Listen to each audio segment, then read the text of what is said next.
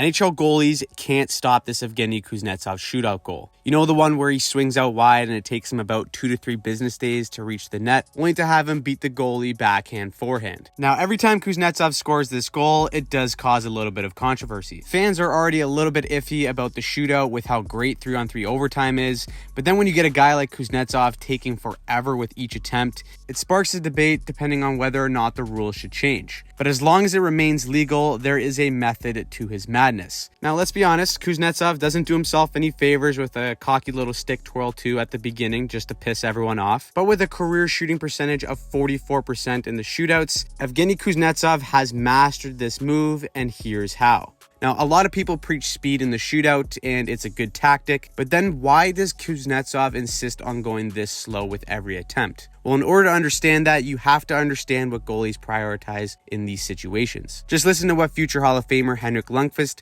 says about being in this position when one-on-one with the shooter. For a breakaway, as a goalie, you want to come out, match the speed, and the key is not to start backing up too early. And for me, when you came out, stopped, I want to set my feet before you come in shooting range. So come out, start backing up, and then I set my feet, and then I just start gliding back so I can react either way.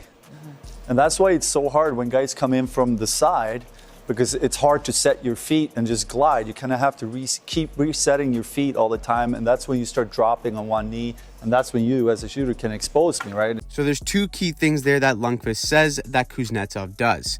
He gets goalies to start backing up early, and he makes it incredibly hard for them to set their feet because of how wide he swings out. Trying to time your glide back as a goalie becomes a lot harder than it looks when Kuznetsov comes in this slow. By the time Kuznetsov reaches shooting range, goalies have already glided too deep into their net. Of course, Kuznetsov's stick handling helps, but it's mainly a distraction so that the goalie focuses on the puck instead of the speed at which he's approaching the net. Combine that with him swinging way out to the right on every attempt, goalies can never truly set their feet to face the shot. Now, it's funny to see the reactions when Kuznetsov pulls off this move, but the main argument from fans who are already unsure about the shootout when you have 3-on-3 overtime is, should Kuznetsov even be allowed to do this in the first place? With how long it takes Kuznetsov to approach the net, people have brought up an argument for a shot clock to make sure players don't take forever with their shootout attempt. It's an interesting idea for sure, but I am curious to see what Kuznetsov does next. So, what do you think about the move and the shootout in general?